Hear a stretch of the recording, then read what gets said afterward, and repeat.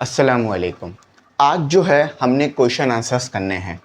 कौन से चैप्टर के? I have a dream by junior Martin Luther King. Question answers मैंने इस तरह से लिखे हैं कि किसी भी बच्चे को समझने में कोई मुश्किल नहीं होगी इंशाल्लाह। अच्छा, अगर ये आंसर आप बोर्ड में जाके लिखते हो, ठीक है, तो आपको जो है वो उस क्वेश्चन में 5 आउट ऑफ 5 मिलेंगे अगर आप यही आंसर बोर्ड में जाके लिखते हो। क्यों? क्योंकि मैंने इसको लिखा ही इस तरह से कि बच्चे को भी समझ में आए और जो टीचर है उसको भी पूरी बात डिलीवर हो। जो चेक करने वाला है पूरे नंबर मिलेंगे। अपने कोचिंग के टेस्ट में इससे आंसर लिखना, आपको फायदा होगा। अच्छा, बहुत सारे बच्चे इसके नोट्स मांग रहे हैं, तो देखो भाई, इसके नोट्स वगैरह जो है वो मैं ग्रुप में भेज रहा हूँ, क्योंकि अभी ये कंप्लीट नहीं हुए हैं। तो कंप्लीट नहीं हुए तो वैसे तो सेल नहीं हो सकते, तो सिर्फ ग्रुप में आ रहे हैं और आप लोग ग्रुप में ऐड हो जाओ। ग्रुप में इस तरह से बहुत सारी चीज़ें आती रहती हैं। 3,000 रुपये फीस है पूरे साल के लिए। नंबर आ रहा है, इसी पे कांटेक्ट करो, इसी पे ऐड हो। चलो स्टार्ट लेते हैं। और यहाँ भी इसको आंसर आप देख सकते हो, कोई मसले वाली बात नहीं है। सबसे पहला क्वेश्चन देखते हैं। अच्छा, क्वेश्चन भी समझना, क्वेश्चन की गहराई को भी समझना, क्योंकि ये एक स्पीच है और ये स्पीच दी जा रही है राइट्स के लिए, यानी हुकूक के लिए। ठीक है, कि भाई एक दूसरे के अंदर फ़र्क ना किया जाए, काले गोरे को अलग अलग ना किया जाए। जिस तरह वाइट मैन को राइट्स मिल रहे हैं, इसी तरह ब्लैक मैन को भी राइट मिले। ठीक है, चलो स्टार्ट करते हैं, फिर एमसीक्यूज भी कराऊंगा मैं इंशाल्लाह। सबसे पहले क्वेश्चन नंबर 1 से स्टार्ट लेते हैं। कॉन्सेप्ट क्लियर होने चाहिए, बात तभी मज़ा आता है समझने के अंदर। How does Martin Luther King describe the current condition of African Americans? देखो, अमेरिका के अंदर अफ्रीकन अमेरिकन्स रहते हैं जो कि वहाँ के शहरी हैं। अब वो कंडीशन बता रहे थे कि आजकल अफ्रीकन अमेरिकन के अंदर या अफ्रीकन अमेरिकन पर या जो ब्लैक मैन हैं उनके साथ क्या हो रहा है, कैसा सलूक रखा जा रहा है, उन्होंने क्या बताया था, ये आपको बताना है। Describe the promises made a century earlier. और क्या प्रॉमिस किए गए थे ब्लैक मैन के साथ, ये भी आपने बताना है। देखो, जो ब्लैक मैन थे उनके साथ जो है वो कुछ प्रॉमिस किए थे अमेरिकन स्टेट ने और अमेरिकन के प्रेसिडेंट्स ने, वो आपने बताना है। ठीक है, तो आ जाओ इसके ऊपर चलते हैं।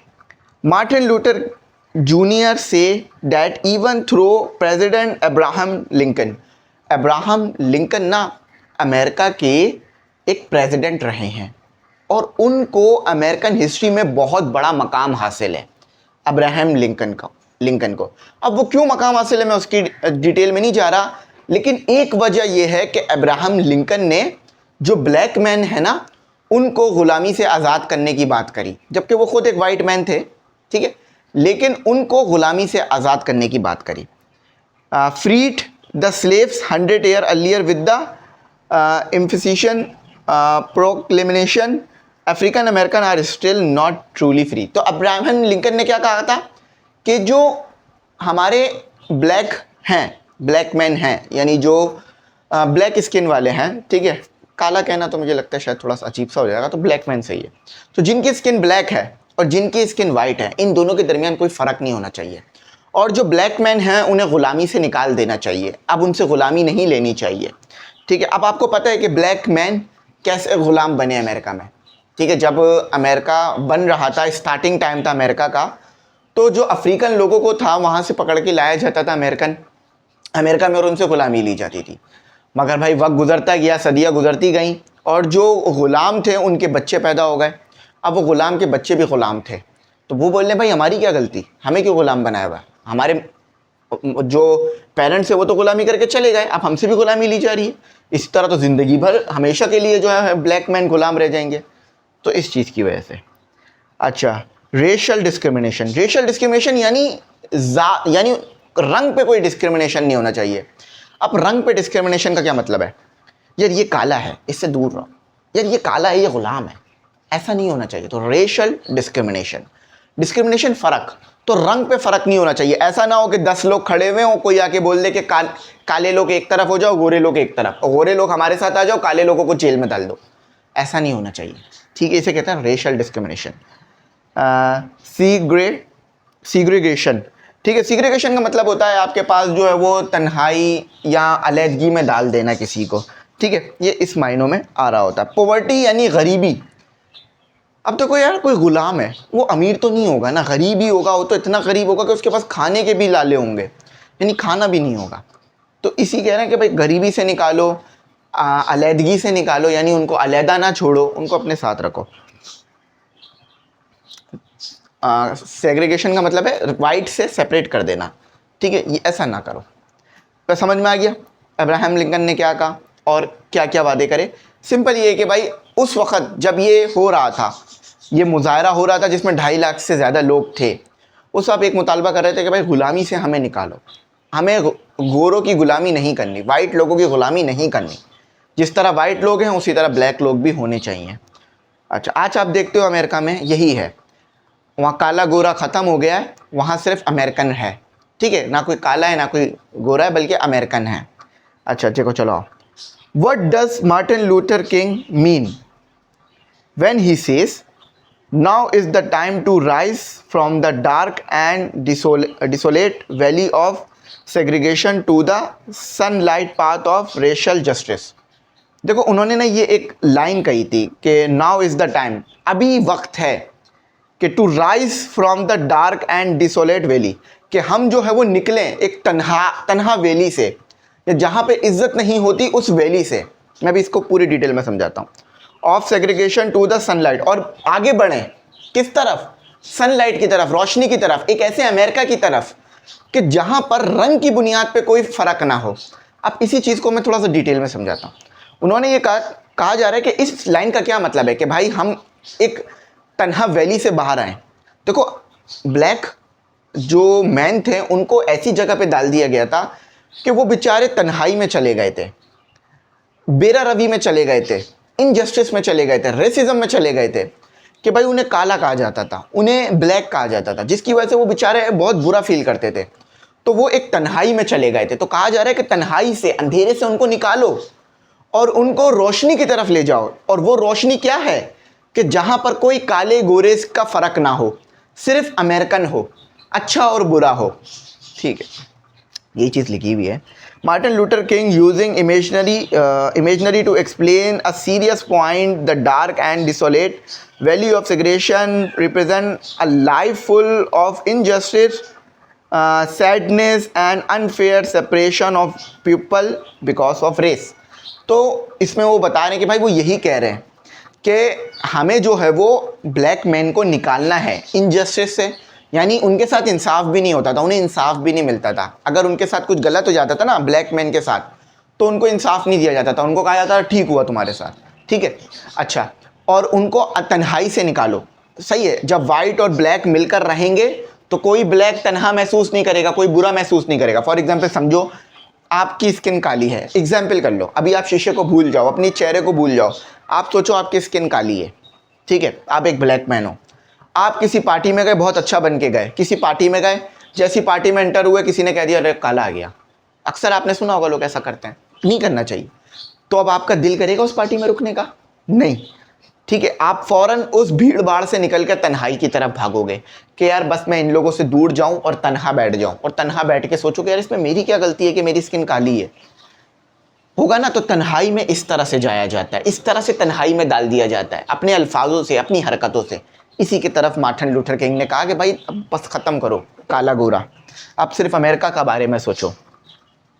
क्वेश्चन नंबर 3 करते हैं। समझ आ रहा है ना? देखो इजी वर्डिंग में लिखा हुआ है, पूरा पूरा नहीं पढ़ रहा, लेकिन वही बात लिखी हुई है मैंने।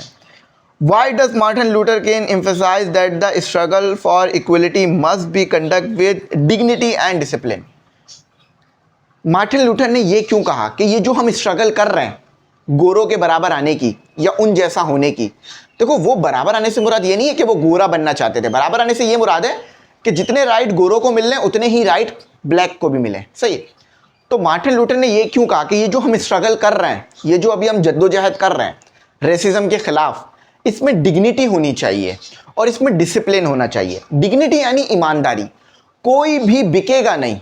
अगर ऐसा ना हो किसी ब्लैक मैन को बोला यार ये लो $50,000 लो और ब्लैक के खिलाफ बोलना शुरू कर दो, ऐसा नहीं करना। डिग्निटी, ईमानदारी रखनी है। डिसिप्लिन ये कि जब मार्च हो रहा हो, हज़ारों लाखों लोग एक जगह जमा हुए हो, तो फतड़ाव नहीं करना, कोई चीज़ें तोड़ना नहीं है। अक्सर पता है क्या होता है, जब बहुत सारे लोग एक जगह जमा होते हैं ना, हज़ारों लाखों, तो कुछ लोग उसमें गलत शामिल हो जाते हैं, जिन्हें शरपसंद कहा जाता है।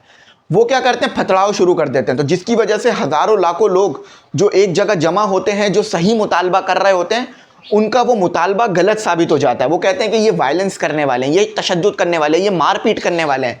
और मारपीट करने वाले लोग किसे पसंद हैं? फिर मारपीट करने वाले लोगों के खिलाफ तो हुकूमत एक्शन ले लेती है। तो यही कह रहे हैं कि हमें अपनी जद्दोजहद करनी है, एहतजाज करना है, मार्च करना है, मगर ईमानदारी रखनी है, यानी अपने कॉज से बेईमानी नहीं करनी, और डिसिप्लिन रखना है, यानी कोई एहतजाज में तोड़ फोड़ नहीं करनी और कुछ नहीं करना। चलो यही देखो, पढ़ो। Martin Luther king says that fight for equality must be with dignity, यानी सेल्फ रिस्पेक्ट होनी चाहिए, एंड डिसिप्लिन होना चाहिए, सेल्फ कंट्रोल होना चाहिए, because believe in non violence. खत्म हो गई बात। नॉन वायलेंस यानी भाई वो लोग पत्थर मारने नहीं जा रहे थे किसी भी व्हाइट हाउस पे, वो कुछ ऐसा करने नहीं जा रहे थे, वो इंसाफ लेने जा रहे थे। ठीक है, चलो बात समझ आ गई। How does the phrase justice roll down like water? Justice roll down like water का मतलब क्या है? याद रखो, जैसे पानी हर तरफ निकलता है ना, जैसे पानी हर तरफ फैलता है, इसी तरह से कह रहे हैं कि इंसाफ भी हर तरफ फैलना चाहिए। अभी समझाता हूं, टेंशन नहीं लो। Depend the emotional impact of the speech. पानी का देखा है, जब पानी बहना शुरू करता है, समझो नीचे की तरफ आ रहा है, तो हर तरफ बहता है। ऐसा तो नहीं है ना कि यूं बहेगा और यूं बहेगा, बीच वाला ऐसा खाली रह जाएगा, नहीं, बीच से भी बहेगा, है ना। तो वो यही कह रहे हैं कि जैसे पानी हर तरफ फैलता है, इसी तरह इंसाफ भी हर तरफ फैले, यानी गोरे को भी मिले, ब्लैक को भी मिले, ठीक है, यानी वाइट मैन को भी मिले और ब्लैक मैन को भी मिले। तो उन्होंने एग्जाम्पल दी कि जैसे पानी हर तरफ फैल रहा है, यानी अगर कोई काला इंसान खड़ा हो और कोई गोरा इंसान खड़ा हो और पानी आ जाए तो दोनों के ऊपर आएगा, इसी तरह से इंसाफ भी है, जो वाइट इंसान हो या ब्लैक इंसान हो, दोनों को मिलना चाहिए। देखो, कुदरत का कानून है पानी का बहना, तो वो तो इंसाफ से हो रहा है, लेकिन इंसान का कानून है कि इंसाफ मिलना। किसी के साथ गलत बुरा हुआ है तो इंसान जो है वो फैसला कर रहा होता है, तो कभी कभार वो गोरे के हक में कर देता है, ब्लैक को छोड़ देता है। तो ऐसा नहीं होना चाहिए भाई, गलत जिसके साथ भी हुआ है उसको इंसाफ मिलना चाहिए। तो बात समझ आ गई ना, कि जैसे पानी हर तरफ फैलता है, इस तरह इंसाफ भी हर तरफ फैले, हर किसी को मिले। It makes people feel the message more strongly by comparing justice to rolling water. सही वही बात लिखी। What message does Martin Luther King convey to his listener through his speech? Martin Luther King अपनी स्पीच के जरिए से अपने सुनने वालों को क्या पैगाम दे रहे थे? सबसे पहला पैगाम कि भाई गोरे में और काले में कोई फ़र्क नहीं है। अच्छा, एक बात और याद रखना, मार्टिन लूथर किंग सिर्फ कालों के लिए, ब्लैक मैन के लिए नहीं निकले थे, ठीक है।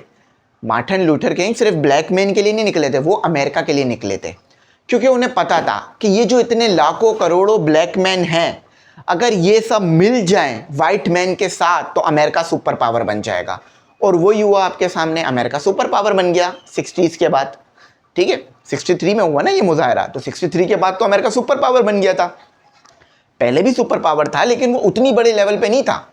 यूएसएसआर से उसकी जंग चलती रहती थी, लेकिन 63 के बाद जब ब्लैक और वाइट का फ़र्क ख़त्म हुआ, तो फिर अमेरिका यूएसएसआर से बहुत आगे निकल गया। आज अमेरिका के पास सब कुछ है, टेक्नोलॉजी है, वेपन है, उनके पास पैसा है, उनके पास कंट्री है, उनके पास इन्वायरमेंट है, उनके पास साइंस एंड टेक्नोलॉजी है, सब कुछ है उनके पास दुनियावी लिहाज से, ठीक है। बात समझ में आया? अमेरिका को बड़ा किसने बनाया? अमेरिका की पॉलिसी ने। और पॉलिसी क्या थी?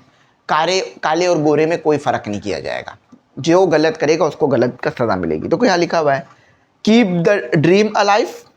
अच्छा, मार्टिन लूथर किंग और ये भी बता रहे थे कि अपने ख्वाबों को मरने ना दो। ख्वाब क्या था? कि यार कालों को भी उसी तरह ट्रीट किया जाएगा जिस तरह गोरों को ट्रीट किया जा रहा है। फाइट विद वायलेंस मतलब फाइट विदाउट वायलेंस। हमने अपनी आवाज़ उठानी है मगर तशद्दुद नहीं करना, हाथ पाँव नहीं उठाने, ठीक है। नेवर गिव अप, हार नहीं माननी, चाहे जितना भी टाइम लगे, एहतजाज चलता रहेगा। एक होकर रहना है, आपस में नहीं लड़ना। फॉर एग्जाम्पल ब्लैक से ही लड़ना शुरू हो जाए, बोले भाई ये ज़्यादा ब्लैक है, ये कम ब्लैक है, तो ऐसी लड़ाई शुरू ना हो जाए आपस में किसी भी टॉपिक पे। अच्छा, आगे चलते हैं, क्वेश्चन नंबर 6 करते हैं। What role does hope play in Martin Luther King speech? Hope, उम्मीद ने क्या किरदार अदा किया? देखो, कहा जाता है उम्मीद नहीं लगानी चाहिए, जब टूटती है तो दुख होता है। उम्मीद बहुत ज़्यादा लगाते हैं हम लोग। अभी आज मेरी उम्मीद है कि भाई आज मैं पूरा दिन सारे लेक्चर करूंगा, अपलोड करूंगा, शेयर करूंगा, फिर कोई अच्छा सा खाना खाऊंगा, कुछ अच्छा सा जो है वो देख कर सो जाऊंगा। ठीक है, ये उम्मीद है मेरी, आपकी भी उम्मीद है कि आप पढ़ोगे, अच्छे नंबर आएंगे। तो उम्मीद लगाते रहते हैं हम, ठीक है, इंसानों से भी लगाते हैं, चीज़ों से भी लगाते हैं, गैर जानदार चीज़ों से भी लगाते हैं। मोबाइल से उम्मीद लगाई हुई है कि ये धोखा नहीं देगा, चलता रहेगा। ठीक है, आप लोगों ने ये उम्मीद लगाई हुई होगी कि मैसेज आएगा, ठीक है, तो मैसेज भी आ जाएगा, टेंशन नहीं लो।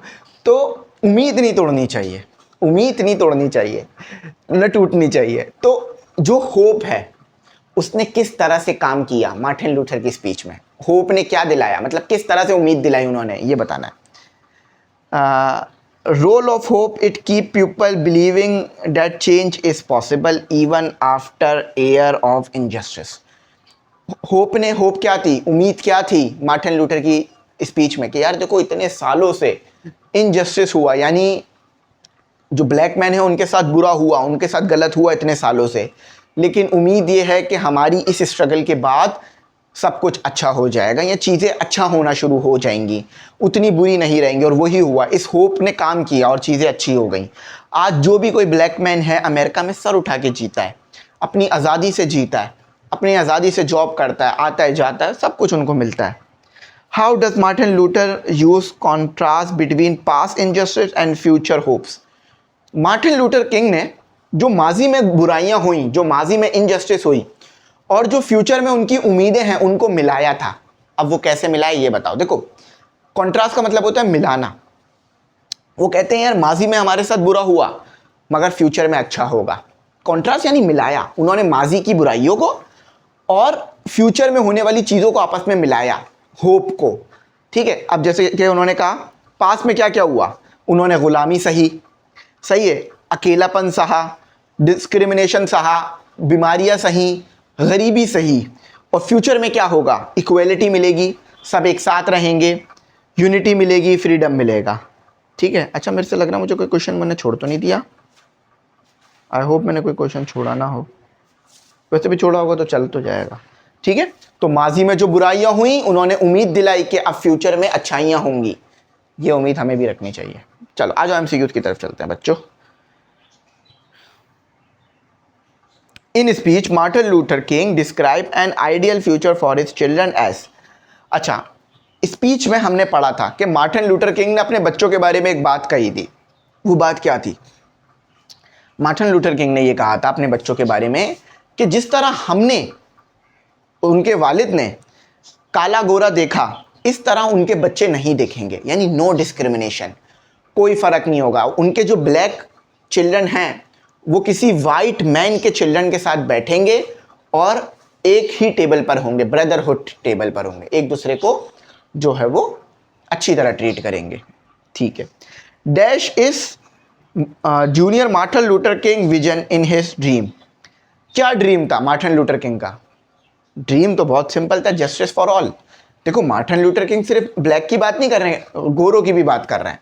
मार्टिन लूथर किंग ये नहीं कह के निकले थे कि हमें अलग कंट्री चाहिए या हमें गवर्नमेंट मिले। वो कह रहे थे कि इंसाफ मिले ब्लैक को भी और वाइट को भी। वो ये नहीं कह रहे थे कि अगर ब्लैक कोई भी गलती करे उनको माफ कर दो, नहीं, वो कह रहे थे ब्लैक गलती करे ब्लैक को सजा दो, वाइट गलती करे वाइट को सजा दो, करेक्टर पे जज करो, कलर पे जज ना करो। चलो, where did Martin Luther King deliver the, भाई सिंपल है, आई हैव अ ड्रीम। ये स्पीच दी गई थी मेमोरियल में, ठीक है, लिंकन मेमोरियल में दी गई थी। when was the I have a dream speech deliver, किस तारीख को दी गई थी? तो 23 अगस्त 1963 को दी गई थी। आज से कितने साल पुरानी बात है? मेरे ख्याल से आज से कोई 90 साल पुरानी, नहीं 90 नहीं, 70 साल पुरानी बात है ना, कुछ इतना ही हो गया, नहीं 70 नहीं, कुछ 60-65 साल, कुछ 60 साल पुरानी बात है। The phrase let freedom ring emphasise, ये freedom ring, let freedom ring यानी आज़ादी की गूंजें, इसका क्या मतलब है? इसका मतलब है इक्वलिटी फॉर, सबके लिए एक जैसी जो है वो इक्वलिटी होगी, यानी सबको इक्वलिटी मिलेगी। चलो, what is king stands on violence, violence के ऊपर क्या बात करी थी किंग ने? मार्टिन लूथर किंग ने वायलेंस पे क्या बात करी थी? वायलेंस का मतलब होता है एक दूसरे को मारना, पीटना, तशद्दुद करना। तो उन्होंने कहा था तशद्दुद नहीं होना चाहिए, हमने अपनी तहरीक में कोई तशद्दुद ना करना है, ना हमारे पर होना चाहिए। What does table of brotherhood, table of brotherhood का मतलब क्या है? सोशल इक्वलिटी, ठीक है, सोशल हार्मनी, यानी सब एक साथ बैठे हुए हो, चाहे वो ब्लैक हो या वाइट हो, सब एक साथ बैठ के खाना खाएं। अक्सर आपने देखा होगा ना, अगर किसी के घर में सर्वेंट हैं तो उन सर्वेंट्स को अपनी टेबल पे नहीं बिठाते, वो लोग अलग से खिलाते हैं। अब मैं नहीं समझता ये ठीक है या गलत है, मैं समझता हूँ कि अगर अल्लाह ताला ने आपको दिया है तो आप अपनी टेबल पे बिठा के भी उन्हें खिला सकते हो, वो भी इंसान है, ठीक है, उनके लिए भी आप अच्छा कर सकते हो। What is the overall tune of the speech, tune क्या थी, यानी क्या बात समझ में आ रही है स्पीच देख के? होपफुल, कि यार एक फ्यूचर अच्छा आएगा। The main theme of the speech, theme क्या थी? Demand for racial equality and justice. Theme ये थी कि इंसाफ दिया जाए, कलर पे फ़र्क नहीं किया जाए और सबको एक जैसा समझा जाए, अलग अलग ना समझा जाए। तो आई होप बात समझ में आ गई हो, यहीं तक रखते हैं, ज़्यादा मैं भी आगे नहीं लेके जा रहा। आखिर में कहूँगा ग्रुप में ज़रूर ऐड हो जाना, ठीक है, ताकि ग्रुप में ऐड हो जाओगे ना, सारी चीज़ें आपको मिलना शुरू हो जाएंगी। पानी की तरह बनो, सबके लिए इंसाफ करो, सबको इंसाफ दिलाओ, ठीक है। मैं भी देखो, अगर ज़िंदगी में कभी कोई मुझे ओहदा मिला ना गवर्नमेंट की तरफ से, या मैं कभी गवर्नमेंट में काम कर पाया, तो यार मैं एक काम ज़रूर करूँगा, और वो काम क्या है कि मैं जो है ना सबके लिए इंसाफ का फ़ैसला करूँगा। अगर कभी ऐसा वक्त आ गया ना कि ऐसे मैं बता रहा हूँ कि कभी ऐसा वक्त आ गया ना कि मेरी औलाद है, ठीक है, और किसी और का बच्चा है, अगर मेरे बच्चे ने गलत किया है किसी और के साथ, तो मैं अपने बच्चे को सज़ा दिलाऊंगा, या सज़ा जो उसकी सज़ा बनती है वो उसको मिलनी चाहिए, जो मेरे बच्चे ने किया है। मैं अपने बेटे को माफ़ नहीं करूंगा या अपने बेटी को माफ़ नहीं करूंगा। क्यों? क्योंकि तो इंसाफ बहुत ज़रूरी है। माशरा बड़ा बनता ही जब इंसाफ होता है। अब इंसाफ होने से ऐसा नहीं है कि फॉर एग्ज़ाम्पल मेरे पास ये पेन था, इसने चोरी किया इस हाथ ने और बेच दिया, अब इस हाथ का नुकसान हो गया। अब अगर मैं इस हाथ के ज़रिए इंसाफ करूँगा, इस हाथ पे इंसाफ करूँगा, तो इंसाफ होने से शायद पेन इसको दोबारा ना मिले, लेकिन आगे कोई किसी का पेन नहीं चोरी करेगा। बात समझ लो? तो माशरे में दुआ करा करो कि अदल और इंसाफ हो। अब एक बात बताओ, ये दो अलग अलग वर्ड क्या है, अदल और इंसाफ? इसके मुझे डिस्क्रिप्शन में मतलब बताना, मुझे पता चले कितने बच्चों ने वीडियो का आखिरी पार्ट तक देखा। अदल और इंसाफ ये दो अलग अलग क्या है? हम तो यही समझते हैं ना, अदल और इंसाफ ये दोनों एक ही मतलब है, लेकिन इनका एक मतलब नहीं है, ये अलग अलग है। अदल अलग मतलब देता है और इंसाफ अलग मतलब देता है। इनके मुझे ज़रा मायने कमेंट सेक्शन में बताओ। अक्सर ये वर्ड आपने कहते हुए सुना होगा लोगों के, अदल व इंसाफ होना चाहिए। अदल व इंसाफ, अदल व इंसाफ का मतलब क्या है, ये ज़रा मुझे कमेंट सेक्शन में बताओ। तो वो मेरी बात अच्छी समझ में आई होगी। मकसद सिर्फ मेरा ये है इस बुक को पढ़ाने का कि सिर्फ इंग्लिश बेहतर ना हो, बल्कि आपकी मोरल कैरेक्टर भी बढ़ जाए, आप मोरली बढ़ जाओ, आप एक बड़े इंसान बन जाओ, बड़े सोच वाले इंसान बन जाओ। अब बड़े सोच वाले इंसान क्या होता है? बड़े सोच वाले इंसान ये होता है कि यार अगर मेरे पास पैसे हैं ना तो मैं अपने लोगों पे खर्च करूं, मेरे पास अगर कोई नेमत है ना मैं दूसरों के साथ बांटूं, मेरे पास खुशियां हैं तो मैं दूसरों के साथ शेयर करूं, और मेरे पास गम है ना तो मैं अपने तक रखूं। गम शेयर ना करा करो, सिर्फ खुशियां शेयर करा करो। कभी आपने नहीं देखा होगा मुझे कि अपनी परेशानियां मुश्किलात मैंने आके कैमरे पे करी, मैं कभी नहीं करूँगा। आप मेरे लिए दुआ करना कि कभी मेरे पे ऐसा वक्त ना आए कि मैं अपनी परेशानी मुश्किलात शेयर करूँ। हाँ, एक चीज़ होता है कि जब मैं परेशान होता हूँ ना, मुश्किल में होता हूँ, तो मैं लेक्चर देना शुरू कर देता हूँ, मतलब पढ़ाना शुरू कर देता हूँ। यकीन मानो मेरी परेशानियाँ, दुख दर्द तकलीफ़ें दूर हो जाती हैं, मैं फ्रेश हो जाता हूँ। पता नहीं आप लोगों को पढ़ाने से क्या मुझे जो है वो खुशियाँ मिलती हैं। तो आई होप ये ज़िंदगी भर ये खुशी जारी रहेगी, अपनी जॉब भी चलती रहेगी, आप लोगों को पढ़ाता भी रहूँगा। तो आई होप मेरी बात समझ में आई होगी। यहीं तक रखते हैं। Thanks for watching. अल्लाह हाफ़िज़। कीमती दुआ में